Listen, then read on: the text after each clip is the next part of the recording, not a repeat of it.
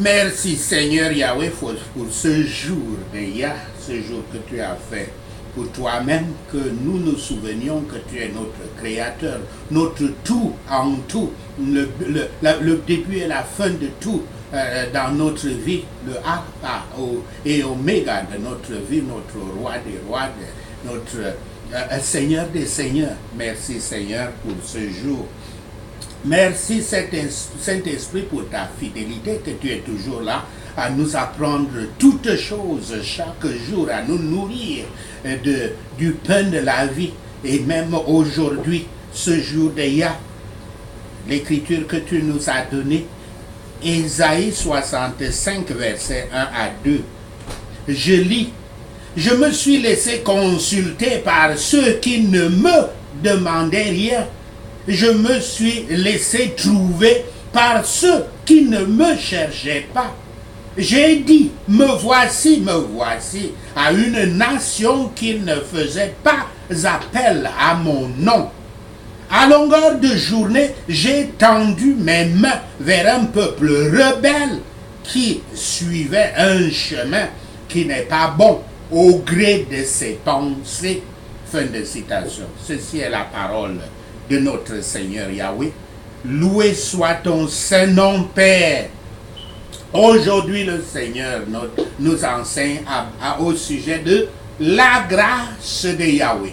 La grâce de Yahweh. La notion de grâce divine. Quel est le contexte? Ceci était le cas lorsque la mesure des péchés d'Israël était devenue complète. La coupe de ces péchés était remplie, était pleine. Ils avaient été traînés en exil où ils avaient coulé de plus en plus profondément dans les péchés et dans l'idolâtrie. La grande masse du peuple s'était révélée être vraiment des maîtres perdus et avait péri parmi les païens, les Babyloniens et les nations voisines. Première partie, la prière du résidu à Yahweh. Le résidu, c'est ceux qui sont restés. Comme il y en a eu quelques-uns cependant, quoi qu'en très petit nombre, et c'est eux qu'on appelle le résidu, qui s'humiliaient sous la puissante main de Yahweh. Et quand la rédemption ne pouvait plus être loin, ils luttaient dans de telles prières, la prière que je vais lire, afin que la nation puisse la partager dans sa totalité et si possible sans qu'aucun d'entre eux ne soit laissé derrière. Que toute la nation puisse partager la rédemption. Leur prière reformulée est celle-ci. Et maintenant, ô Yahweh, tu es notre Père. Nous sommes l'argile et tu es notre créateur, notre potier. Et nous sommes tous l'ouvrage de ta main. Ne sois pas extrêmement irrité, ô Yahweh, et ne te souviens pas de la transgression pour toujours. Nous t'en supplions, nous sommes tous ton peuple. C'était ça la prière. L'état actuel du péché, actuel à cette époque-là, l'état actuel du péché et de la punition est placé parmi les choses du passé. Et la pétition présentait que le moment présent de la prière pouvait avoir toute la signification d'un tournant de leur histoire.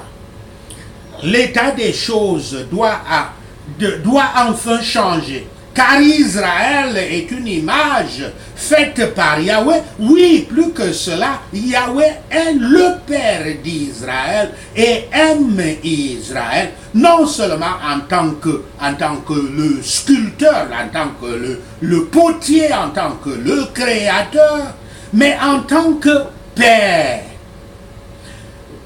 qu'il ne soit donc pas en colère. Je cite, dans la plus grande mesure, fin de citation, citant Somme 119, verset 8, où je cite, jusqu'à ce que le poids devienne insupportable, fin de citation. Qu'il ne garde pas en mémoire la culpabilité pour toujours, pour la punir, mais plutôt en considération du fait qu'Israël est la nation de son choix, que la miséricorde prenne la place de la justice. Seconde partie, la réponse de Yahweh à la prière du résidu. C'est une interprétation de l'écriture de ce jour de Yah. L'écriture dit, je me suis laissé consulter par ceux qui ne me demandaient rien. Je me suis laissé trouver par ceux qui ne me cherchaient pas. Fin de citation. C'est sûrement dans la réponse à la prière précédente. L'appel plaintif du résidu était, je cite, face à tant de misère, peux-tu, ô Yahweh, demeurer sans faire et garder le silence? Vas-tu nous humilier encore au-delà de toute mesure? Fin de citation. Citation d'Ésaïe 64, verset 12. La plupart des commentaires disent oui. Mais il y a au moins une absence apparente de séquence ici. Oui, à la question que est-ce que l'écriture du jour répond à la prière. Le prophète dit ce qui lui a été révélé comme pour expliquer pourquoi l'appel plaintif du résidu dans Ésaïe 64, 12 ne cadre pas immédiatement avec la réponse qu'on aurait pu attendre. Une autre question, nous rencontrons une autre question qui a reçu différentes réponses. Les premiers mots parlent-ils, comme l'implique l'apôtre Paul, de l'appel des païens, l'appel des gentils, contrastant leur foi avec l'incrédulité d'Israël, comme il le dit dans Romains 10, verset 20. Car Paul dit que les païens qui ne connaissent pas Dieu le chercheraient quand ils auraient agité leur cœur avec le Saint-Esprit.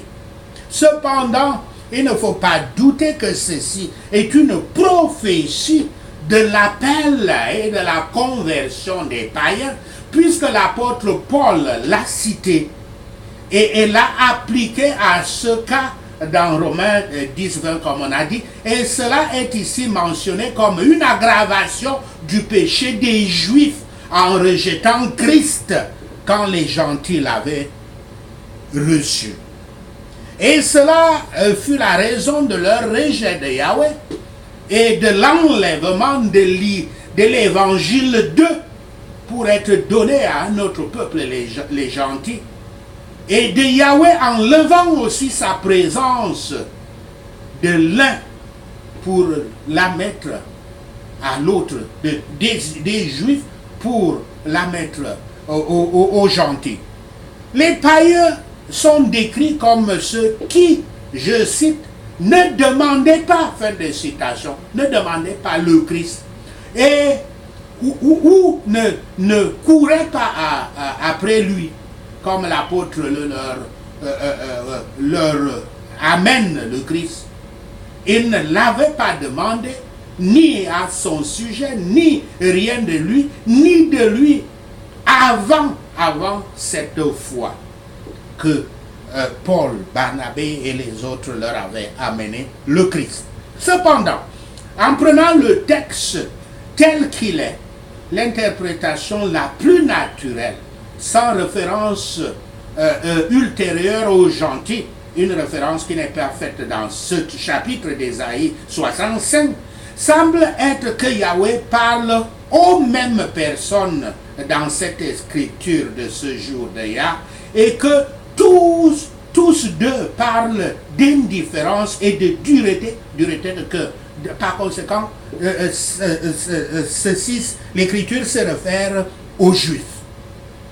Sur cette vue, les paroles peuvent être traduites comme ceci.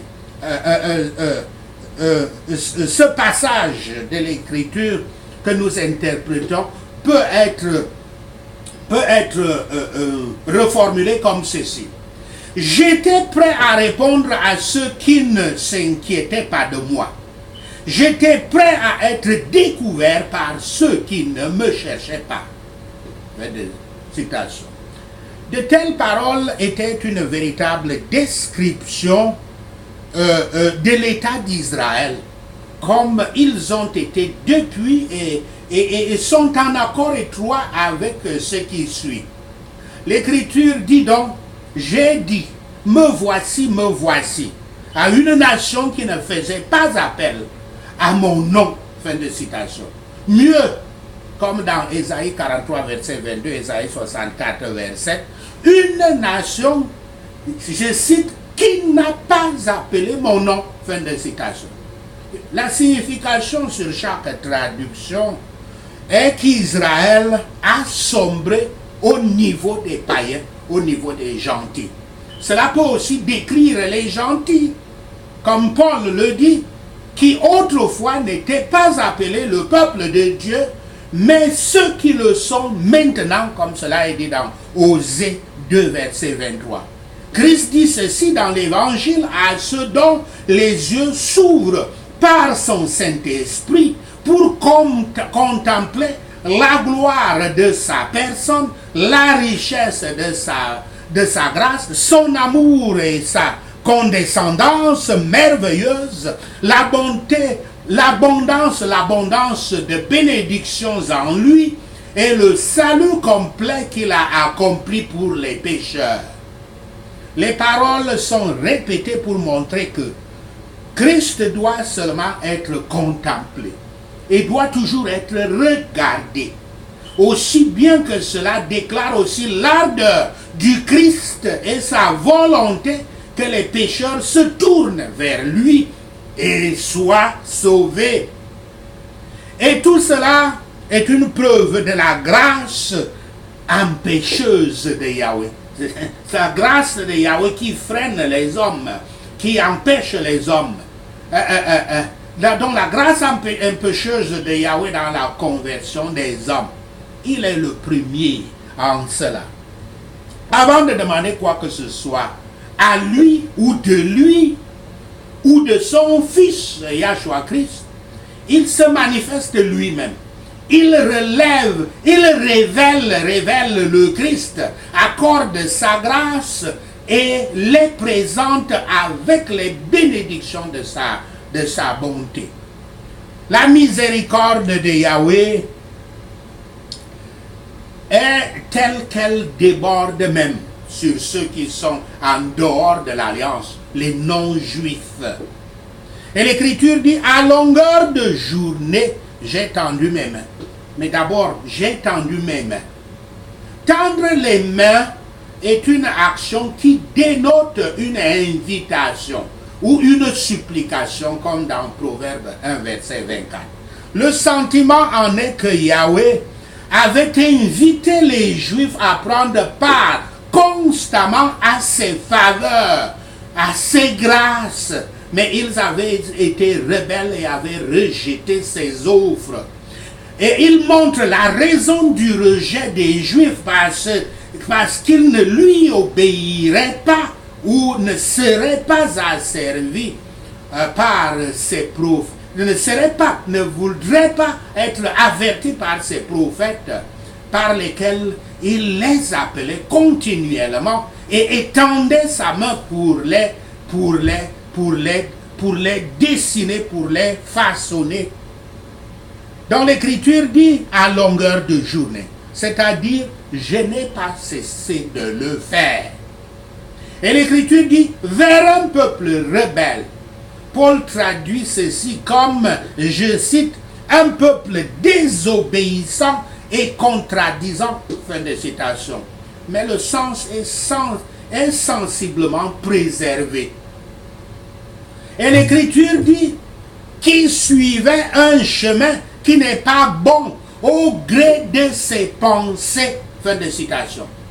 De quelle manière ils ont fait cela? Le prophète précise dans le verset suivant.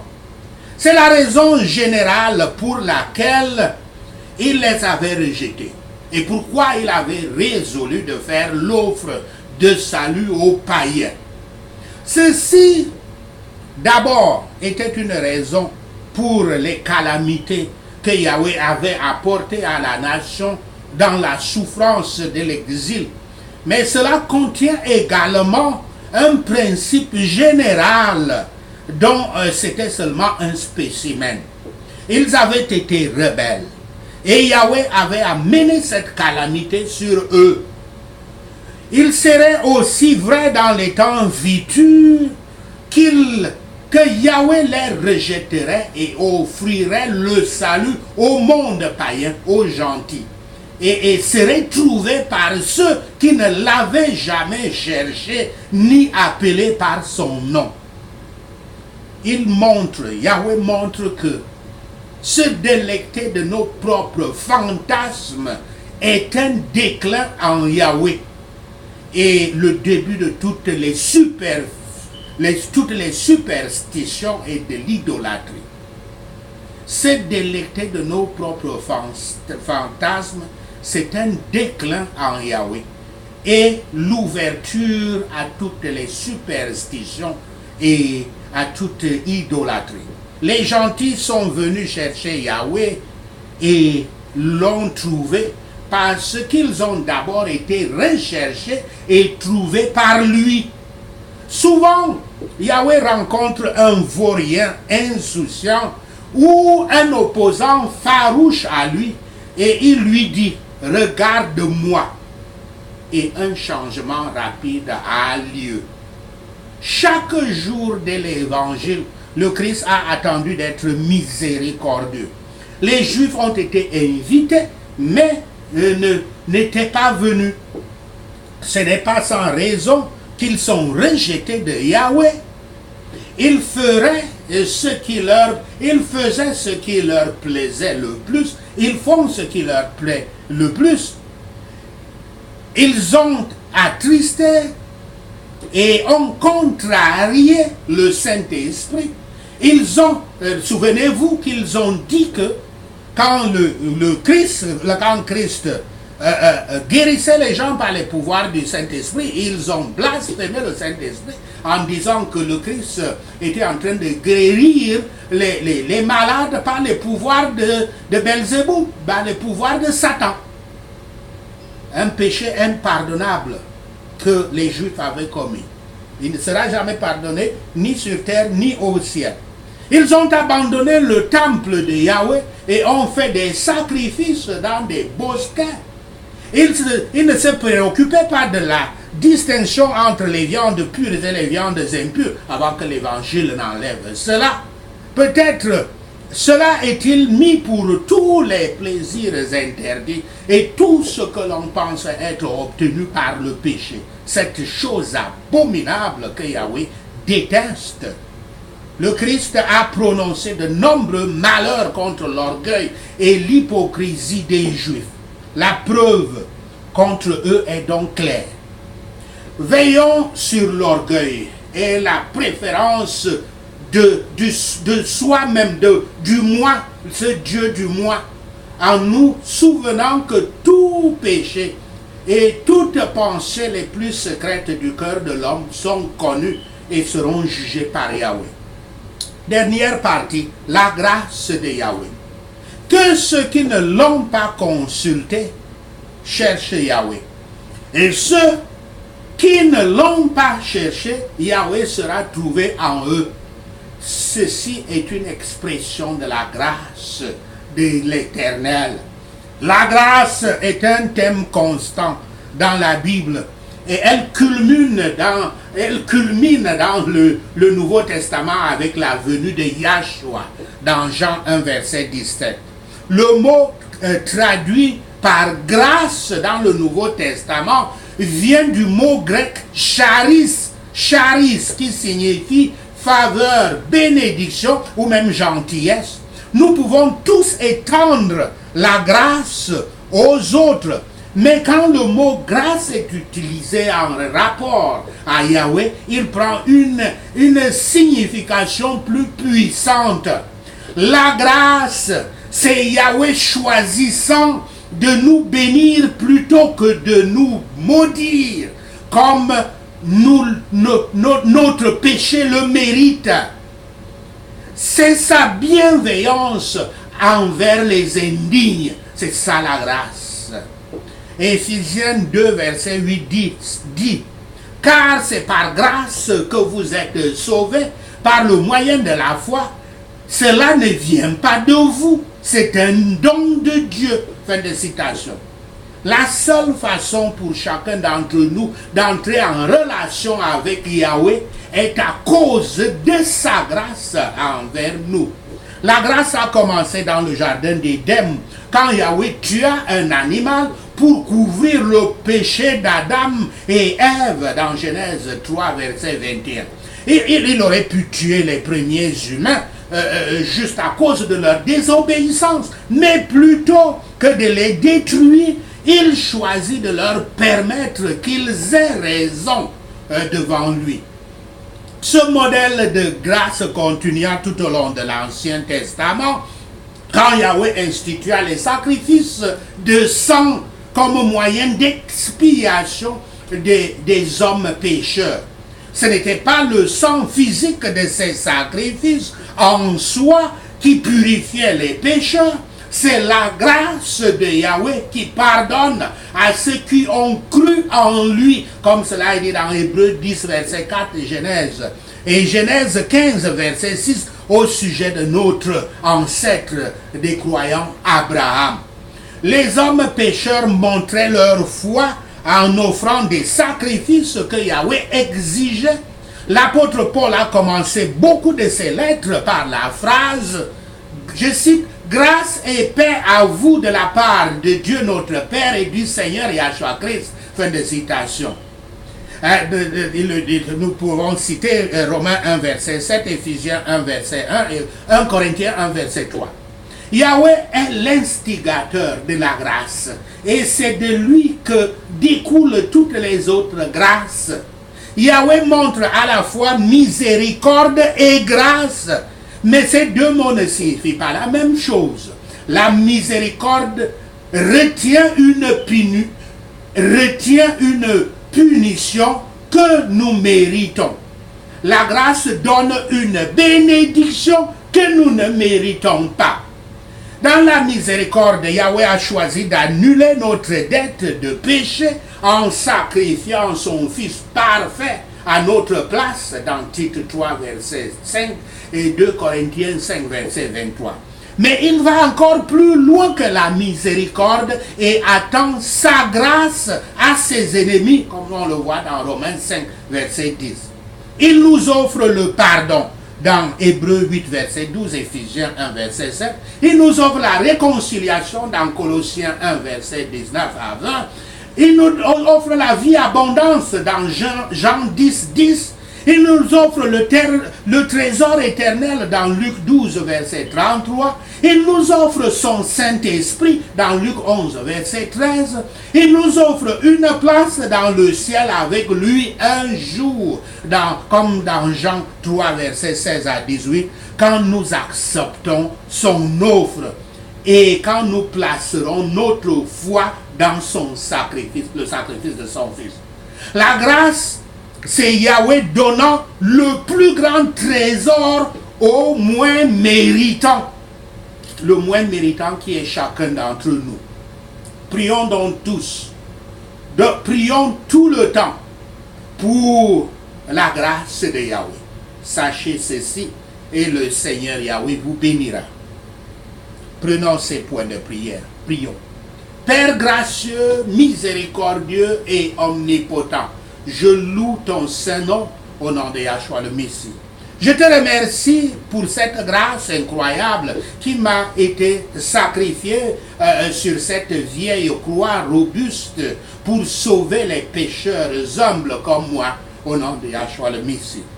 Merci pour tes glorieuses bénédictions et pour les nombreuses autres qui sont encore en route, au nom de Yahshua le Messie.